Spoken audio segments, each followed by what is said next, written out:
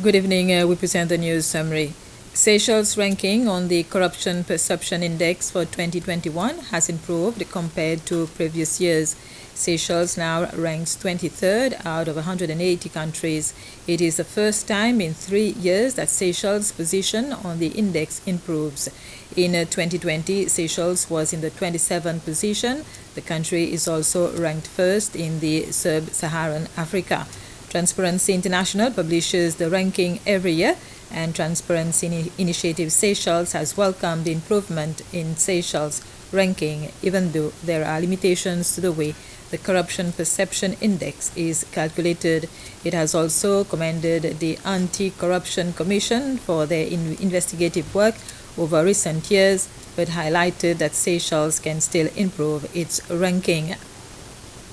And following the release of the index by Transparency International, President Wavel Ramkalawan says that Seychelles is honored to have taken a leading role in Africa to fight corruption. He highlighted that the improvement in ranking shows that even if Seychelles is a small country, it is on the right path towards fighting corruption. President Ramkalawan reiterated Seychelles' commitment towards eliminating corruption and maintaining high standards of good governance, transparency, and accountability. The Constitutional Court has set the 22nd of next month as the date it will hear the submissions of 3 lawyers. This is in the case of Michael Esparon against the Electoral Commission and the Attorney General because he says he was prevented from voting in the last presidential election. The Attorney General's office is seeking the dismissal of the petition because of some technicalities under the law. The first one is in relation to the right to vote, as someone else filed the petition on behalf of the aggrieved person, and the second is in relation to the time lapse that the aggrieved person should sought the court's permission. The authorized time is 3 months after an election. The Department of Tourism expects more visitors to come to Seychelles compared to last year. The department made the forecast during its first marketing meeting. The Principal Secretary for Tourism, Shirin Francis, says that the Tourism Department will maintain the marketing strategies of last year, but will look to venture into new ways of promoting the country. It's important that we continue our digital engagement.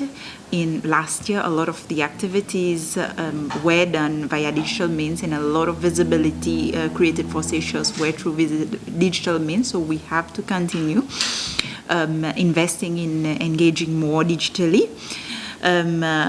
Other objectives remains for market share growth, partnerships with our partners both locally and overseas, and also continue to grow our market intelligence capabilities.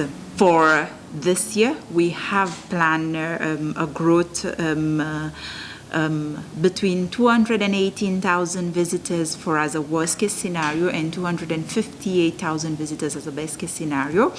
258,000 visitors would be 2/3 of what we produced in 2019 in terms of visitors arrival. And from the product side, our targets remain as a priority. The first one, market diversification, where we're looking at cultural community tourism, how we can increase the offerings to visitors, but looking more on the cultural aspect. Service excellence in the industry, where the program will be launched very soon. Our carrying capacity studies, and this is in line with our various sustainability goals, and of course there would be various policy reviews that will go in line with this, and of course lastly continue our work to look at human resource issues in the industry. Various schools got the chance to share their experiences, how they have been coping with COVID-19 and measures taken to mitigate the spread of the virus in their schools. This was through a webinar held today as part of activities commemorating International Education Day. The Principal Secretary for Education Sector Development, John L'Espérance, says that the ministry is very impressed with the arrangements the schools have adopted apart from the standard SOPs being followed nationally. He added that for now, the schools are coping with the number of teachers they have, and the ministry is in the process of recruiting more teachers, both local and overseas. This was the news summary. Thank you for your attention.